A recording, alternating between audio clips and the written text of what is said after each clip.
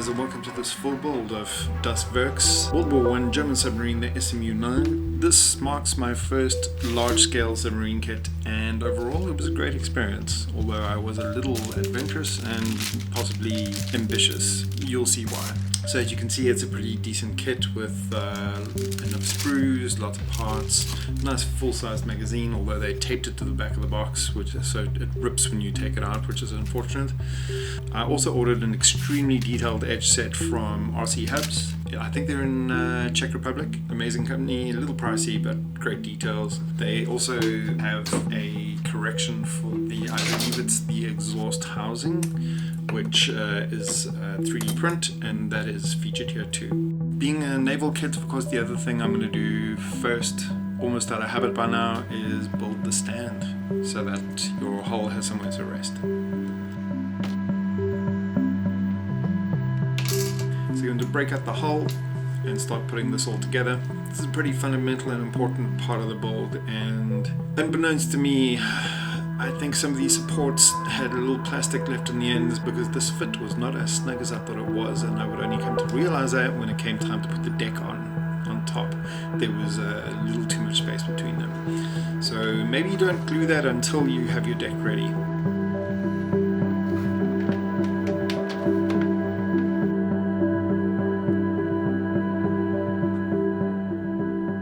Straight away we get onto this 3D printed part I mentioned, which I believe is the housing for the exhaust stack. It fits quite well. I did have to butcher the existing part, as you can see, which always makes me a bit nervous.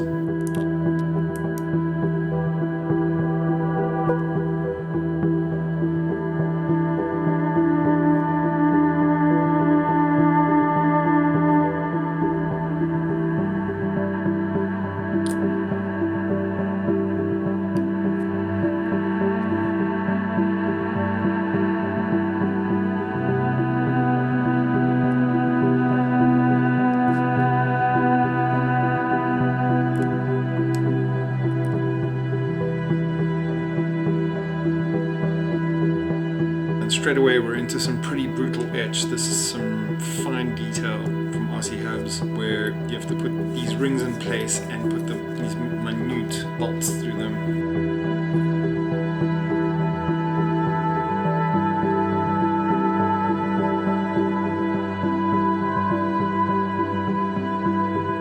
It looks impressive though. Once you crack it, it looks impressive, but and obviously this is all edited, but this took forever.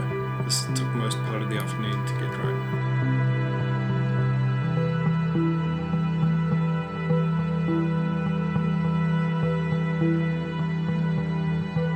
Now these sections fold in half and they are put onto the middle rings, and they will eventually hold the rigging lines that connect to the deck with a little bit of tension. We're a long way off from that though. With that done, I'm moving on to getting the conning tower built. Again, these parts fit really well.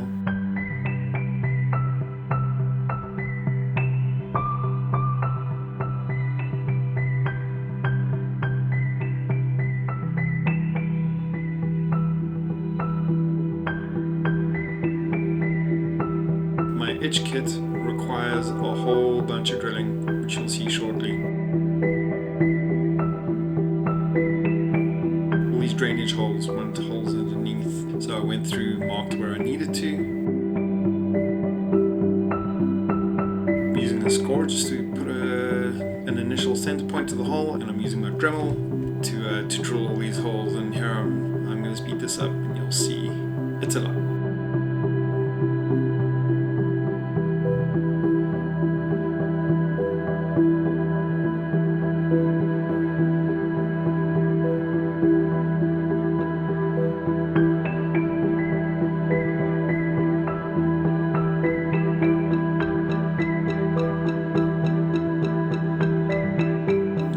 I was so focused on getting the stack connected to the deck, I neglected two little parts that needed to fit with the deck right there. So this deck was incomplete at the time I attached it, and you'll see how I had to butcher my way back in there a little later on, which is very unfortunate. This is where I started getting ambitious. My My biggest critique of this kit is it's very smooth. Details in the rivets are nice, but otherwise very smooth. I decided I wanted to do some oil canning, and that is the wrinkling you get in the metal skin of most craft, of naval vessels and planes, submarines, ships, you name it. So I used my rotary tool with quite an abrasive head to sand away the plastic, and then a metal brush polishing head after that to smooth out that plastic. I did finesse this a little later on, but for now it was fine, and that's a good part of a day's work, which we'll skip in the cut and move on ahead to the fun parts as we start to assemble the rest of the hull.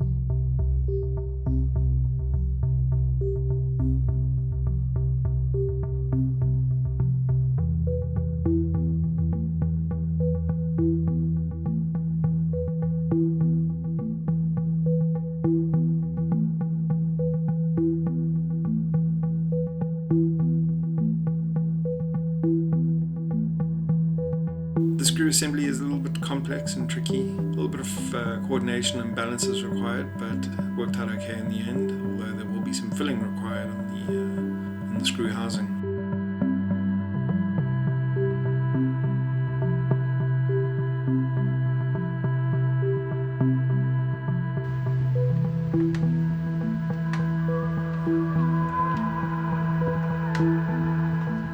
This is the next biggest mistake I made in this build, is attaching these rigging points. I'm unfortunately, forgive my ignorance, I'm not sure what they're called, but attaching all of these delicate soft plastic extremities was a massive issue because with my ambitions in terms of the detailing and oil canning and whatnot, I needed to manhandle this model quite a lot.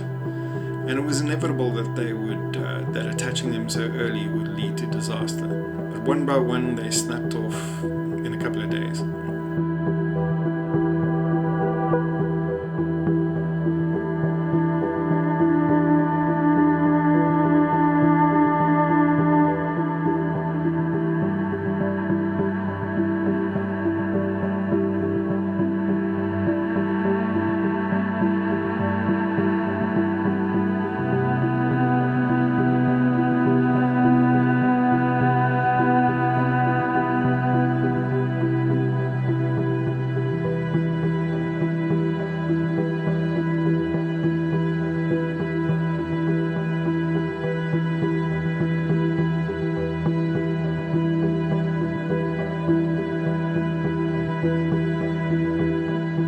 This kit comes with two options for the conning tower. You can either use covered sail or just the frame itself. Obviously it's so beautifully detailed I decided to go for the covered option, as most people do that I've seen. The damage to my hull was worrying me, so I decided to try pursue this further, and worked out that if I use this sanding head to reduce some of these gashes and divots and then follow up again with a steel ball polishing head, it worked out quite nicely. This is where I realized my massive mistake in gluing the deck before it was complete. So I've had to cut these two segments out. I attached the bottom pieces and glue it back in.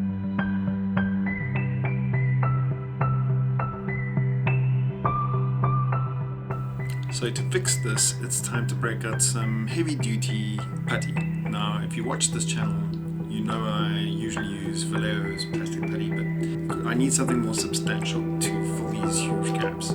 So I'm using Tamiya's epoxy putty, which is much thicker and more resilient.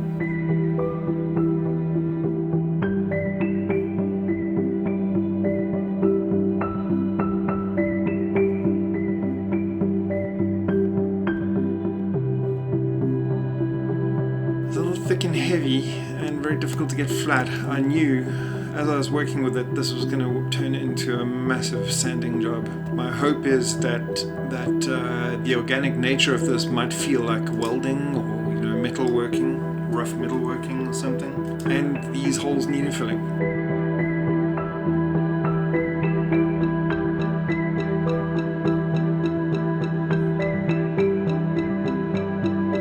So while I was at it, I used this opportunity to try and correct these panels.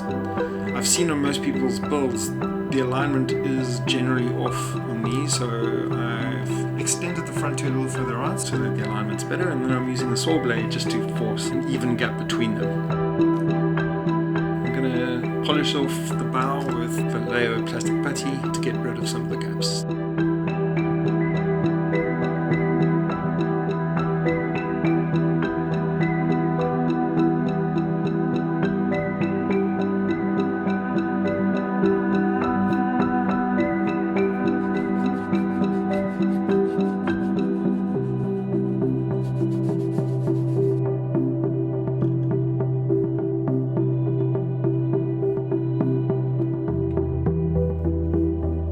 Time to assemble the guns, and I'm a bit embarrassed to say I didn't realize that these little plastic bits are not supposed to be there. I don't know what you call them, but there are extra pieces of plastic in the sprue. They should be cut off.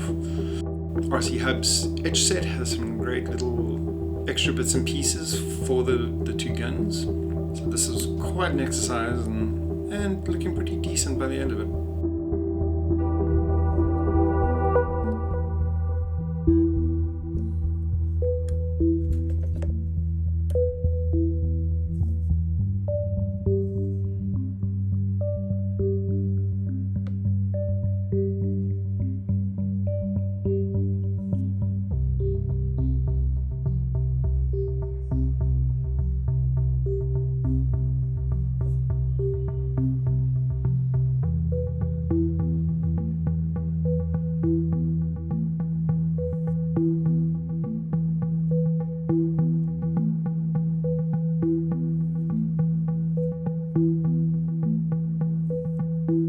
Eventually I wised up and I did cut those little pieces off. Now, time to prime, and this is my first time using Mr. Surfacer and Mr. Living Thinner. I am a convert. I'm not sure I'll ever get to use anything else because I love this stuff so much. It just sprays on so easily.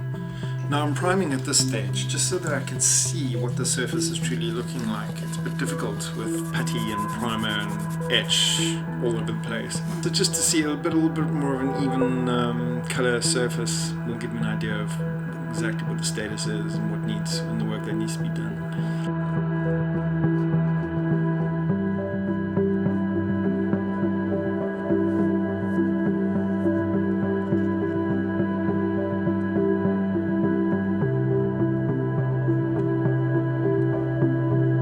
Here you can see my rigging points have now broken off. So I'm busy drilling these holes back in, and I'm going to have to make new ones up from scratch. Looking at reference to this boat, deck surface isn't completely even. There's a bit of unevenness between, I'm not sure if you'd call it the bulkheads, but between the rows of rivets, I guess, is that it's sometimes uneven on these boats, so I've decided to add some more, I guess you would call it oil canning still, just to break that up. And again, I'm going to use quite a rough rotary tool sander and then finish it off with a steel polishing head just to smooth that out and get rid of the excess plastic.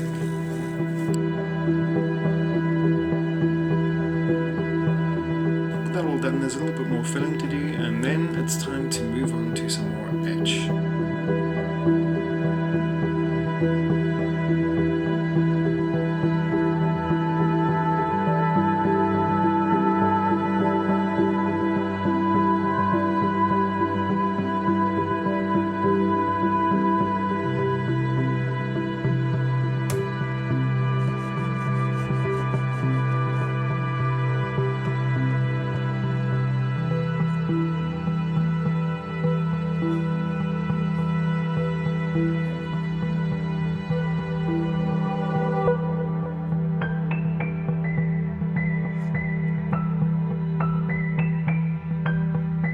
I was just overwhelmed eventually with the amount of detail in this etch set, so I probably used only about 2/3 of it.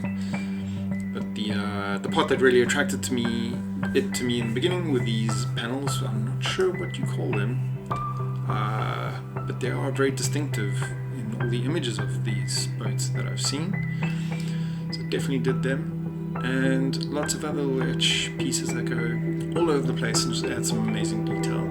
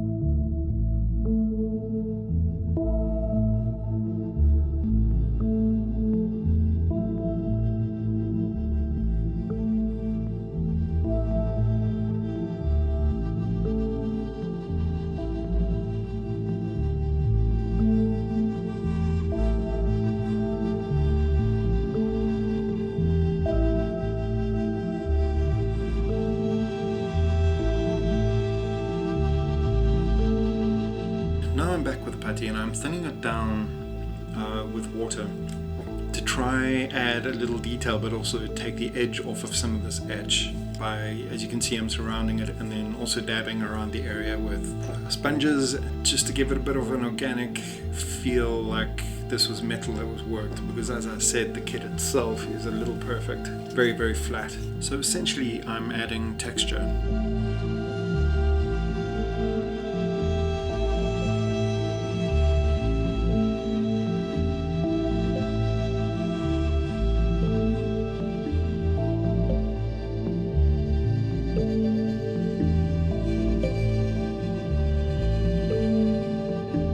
There's still a pretty nasty gap between the custom housing and the surface of the deck, so I'm using Tamiya's epoxy putty to try and correct that.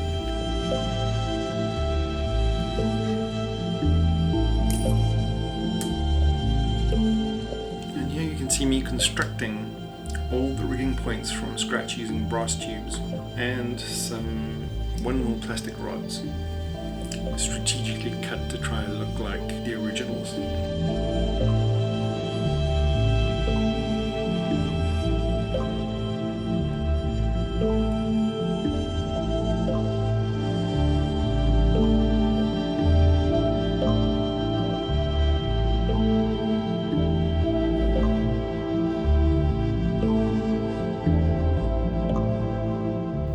here I'm drilling 2 holes for tiny little pieces of etch that are going to have lines connecting to the exhaust stack.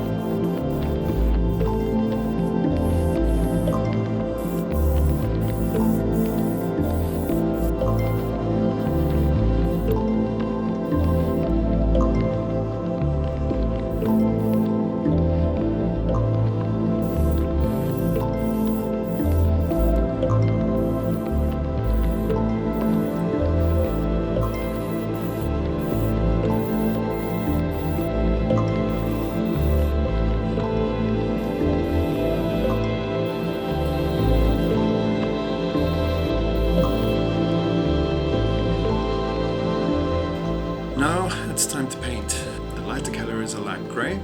That I'm doing so long. It looks like primer, but it is actually it's the featured color in the color scheme. After that, we're doing the darker shade, which is in Vallejo colors, German grey.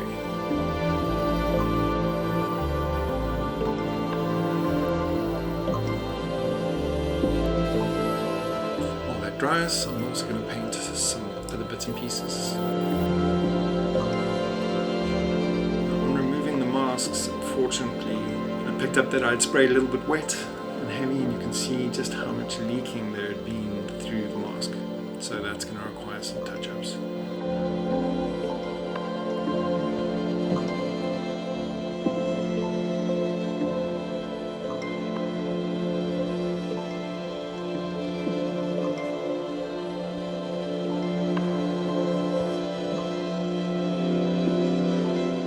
While I'm at it, I'm going to use some thinned down Vallejo color in beige to do the small wood section of the deck.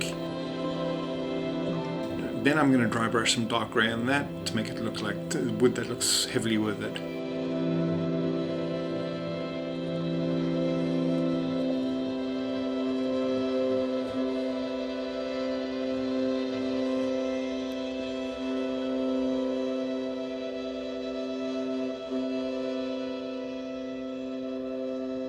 And wouldn't you know it, some more etch this time for the conning tower's railings, just to add some lovely detail on that too.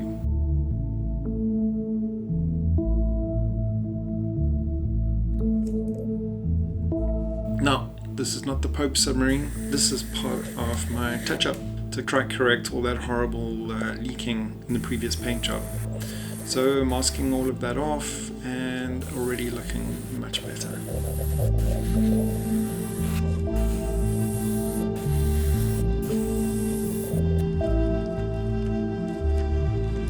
These 4 little things that look like you know what need to be quite a bright red, so I'm brightening them up with some grey primer before I hit them with a vermilion.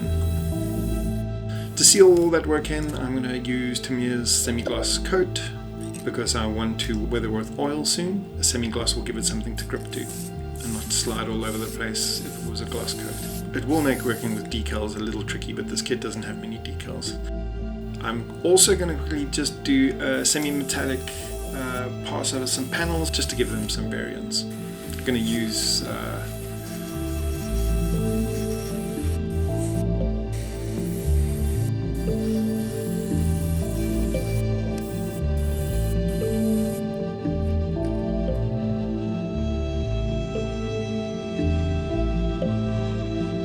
while that dries again, I'm going to dry brush some of the gun's metal.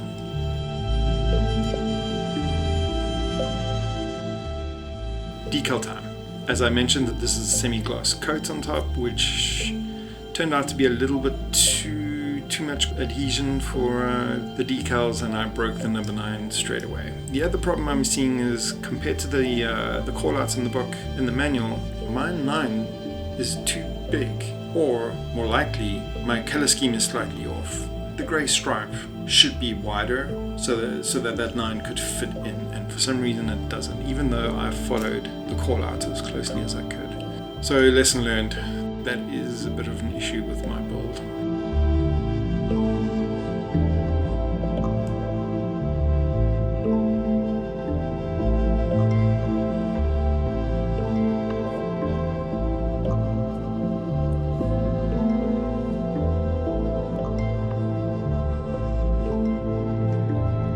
Now, time for weathering with oils, and I'll be straight up and say this was full-on experimentation. I'm using Appendiges sepia to do some rusty chips and kind of damaged paint.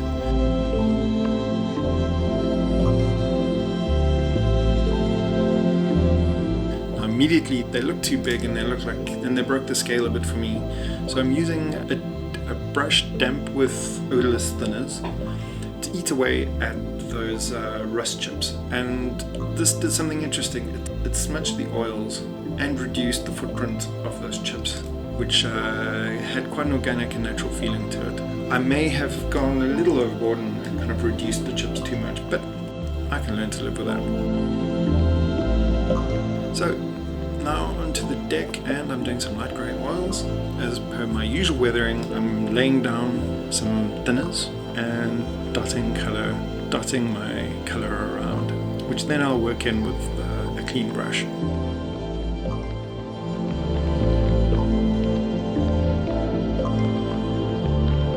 Or a sponge, something along those lines. I'm doing light grey to represent the salt residue that would build up on the submarine over time.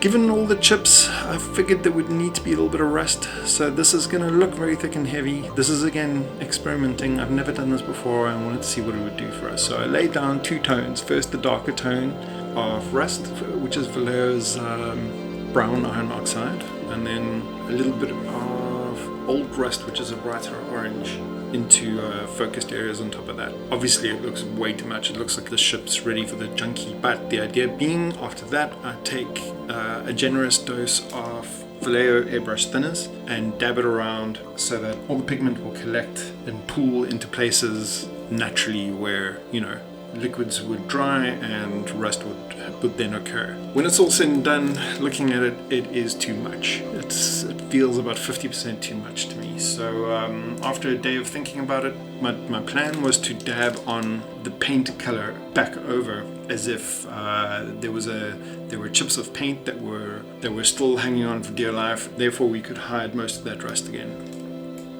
very quickly this became a bit loose and uncontrollable, so I needed to mask this process. I then reworked the light grey and revisited the dark German grey with masks too.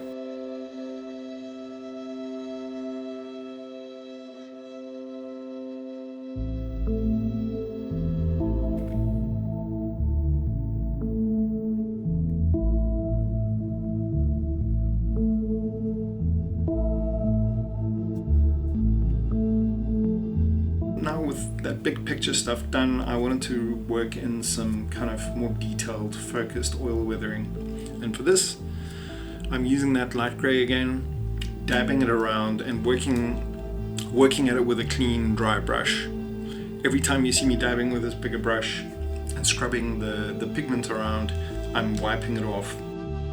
The other thing I want to do is try and create some separation between panels. So what I would do is outline a panel with some of these oils, and then use the big dry brush to scrub that into the panel and blend it in.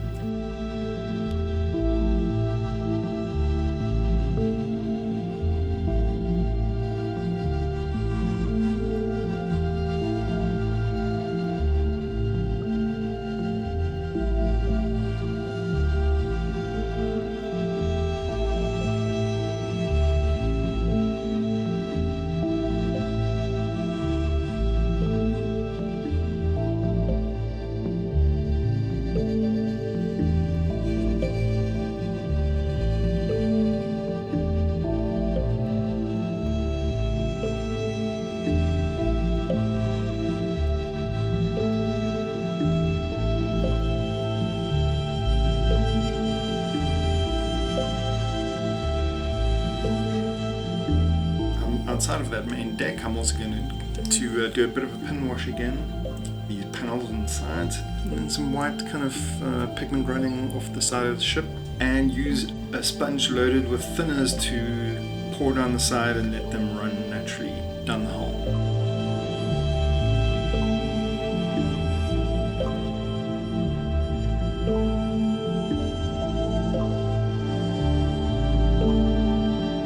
I was pretty happy with this, but after a day or so, the voice was nagging at me saying we need one more pass at this. So yes, I couldn't let it go. I decided one more focused weathering pass with oils on the deck.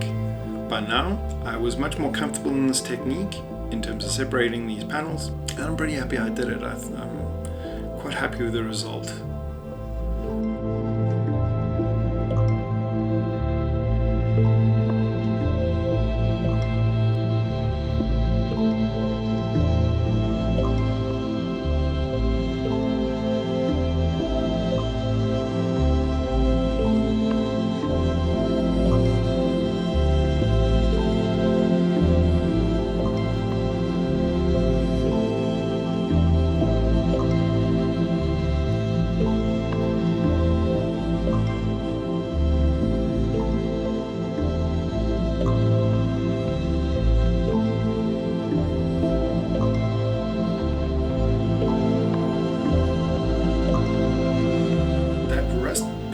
Exercise still had my conning tower looking like a dog's breakfast. So luckily my light grey works quite nicely as a kind of a dry brush highlight pass on the conning tower, so I laid it on pretty thick and heavy and then dry brushed it over, and that also reduced the pigment rust significantly.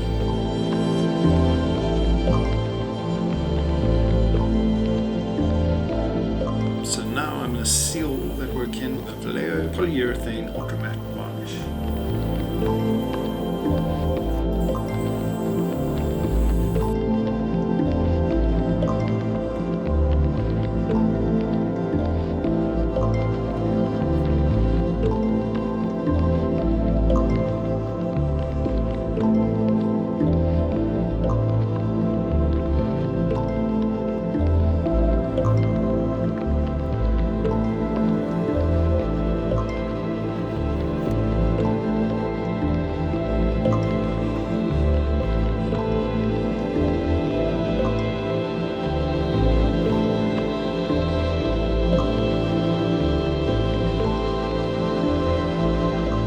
So, time for rigging. This kit has quite a few turnbuckles that need to be attached with rigging to the rigging points. While they're still attached to the sprue, I need to drill a hole through each one. I very quickly realized my Dremel's going to help me here, my Bristol's not going to make the night. For the rigging itself, I'm using a bobbin of AK. I forget which scale exactly, but it's pretty good stuff. Works quite nicely with CA glue. Trick here was patience. I very quickly learned that a regular knot will not work with the bobbin. It comes in quite easily. I don't know naval knots. If you loop it through 4 or 5 times and pull tight enough, eventually it'll lock in.